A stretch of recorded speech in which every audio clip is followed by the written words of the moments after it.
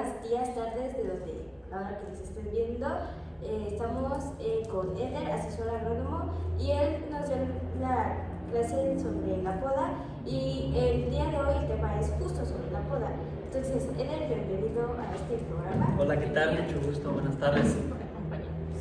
Y bueno, nuestra primera pregunta que tenemos para ti, que si nos puedes explicar cuáles son las partes de la planta de la vid.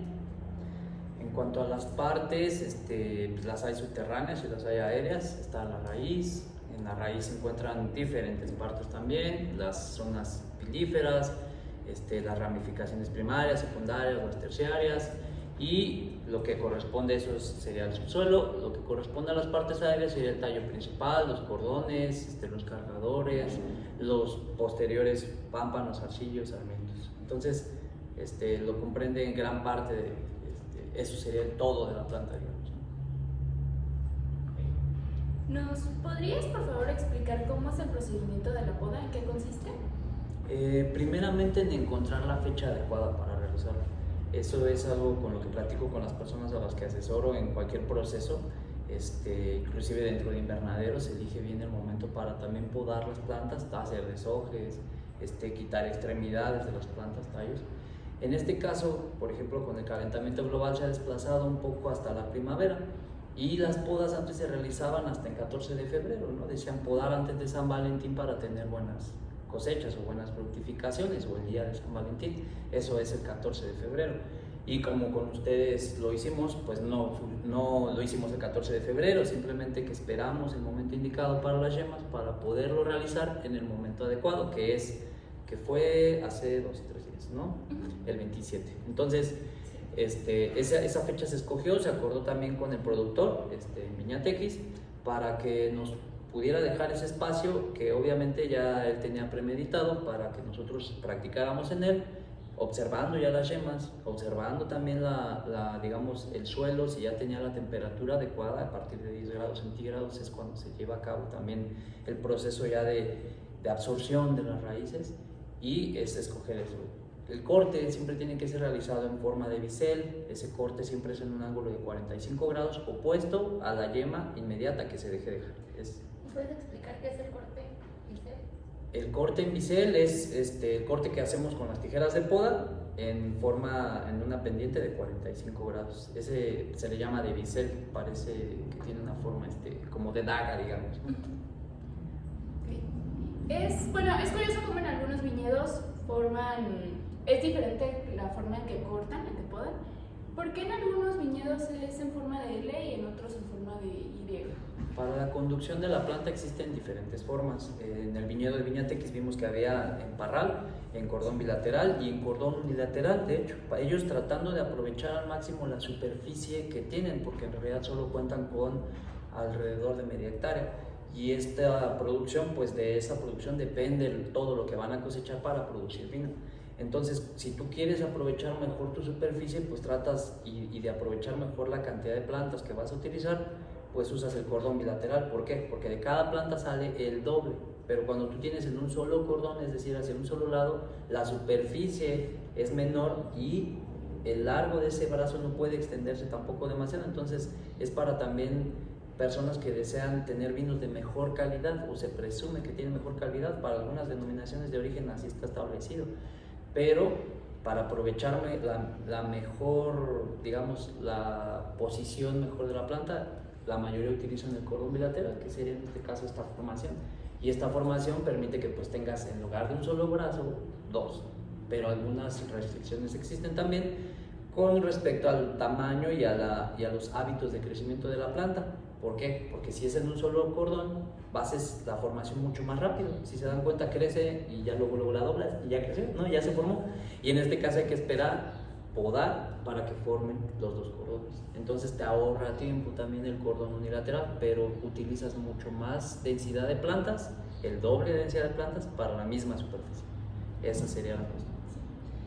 ¿Cuánto tiempo tarda en crecer la vid y en dar? La vid, mira, aquí hay varias controversias, ¿no? Inmediatamente cuando tú pones una planta en suelo, por estrés comienza a producir, fructificar, es decir, formación de flores y fruta y embriones. Eso no quiere decir que esa fruta sea la de mejor calidad.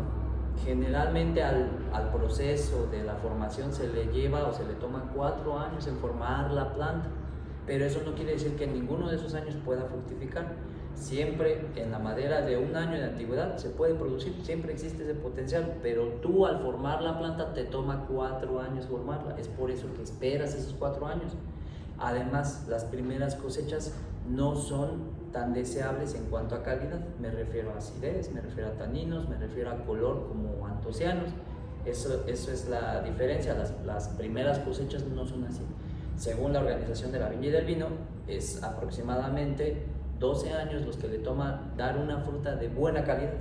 Ese sería la tardanza y ese sería por eso el retardo, ¿no? Por eso que dicen hasta dentro de 5 años vas a tener fructificación, ¿no? O un viñedo que dé uvas y de calidad hasta después de 12 años. Yo tengo una pregunta.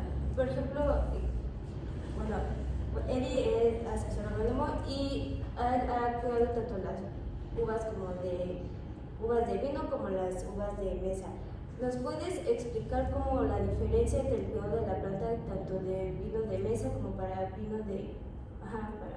Exactamente, hay diferencias muy abismales y lo vemos desde el fruto, ¿no? Desde lo que ya producen. Las frutas son de tamaños diferentes y para tú tener un tamaño de fruta tan grande también requieres de mucha más agua y también requieres de un dosel o de un canopy o de una cortina de hojas mucho más grande. Para producir tú una uva de mesa requieres una conducción mucho más elevada que la que normalmente utilizamos nosotros, que es como de 1,20 m, que es a donde llega el último alambre.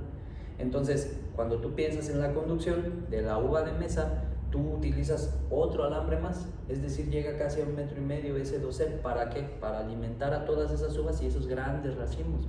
Es decir, la poda controla el tamaño también de los racimos. También tú puedes tener uvas de vino muy grandes. Por ejemplo, hay variedades muy grandes como Tempranillo, pero comparadas con una Cabernet son muy diferentes. Unas son de 1 centímetro y las otras tal vez son de medio centímetro de diámetro. Las bayas, hablamos del tamaño de bayas. Pero si tú las comparas con el calibre de una uva de mesa, ¿no? Una uva superior, que se le llama así la variedad, pues tiene alrededor de 1,5 centímetros de diámetro. No se comparan para nada y algunas llegan a ser todavía más grandes. En realidad lo que se busca en una uva de mesa no es calidad per se, hablando de la piel, hablando de la semilla y hablando de la acidez y hablando del azúcar. Buscas tamaño. Entonces esa es la gran diferencia entre producir uva de mesa y producir uva de vino. El agua de vino contiene mayor cantidad de azúcares o concentración en su cuerpo, digamos, en el cuerpo de fruta. Sí, bueno, ¿cuál es la cantidad ideal de racimos que debe de dar una planta? Aproximadamente por planta, generalmente en vino se producen como 2,5 a 3,5 kilogramos promedio en la región. Eso equivale aproximadamente a unas 9-10 toneladas por hectárea aproximadamente para las densidades de plantaciones de ese tipo de variedades de vino. Para las uvas de mesa es mayor, casi son 8 kilos por planta y llegamos nosotros a obtener hasta 12 kilogramos por planta. Entonces es mucho mayor la diferencia. Si se fijan, son como 4 a 1 o 3 a 1, es muy diferente.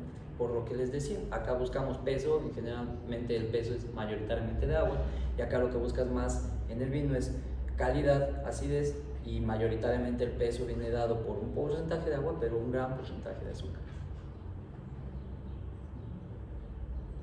Ok, bueno, pues muchas gracias por la entrevista. Ahí si tienen más dudas, los pueden escribir por mensaje, ya sea en Instagram o por canal de YouTube. Y muchas gracias, Edith, por tu tiempo y por la información que nos acabas de brindar. Nosotros somos de gestión y bueno, muchas gracias por vernos. Por nada, hasta luego. Muchas gracias. Hasta luego. ¿De qué?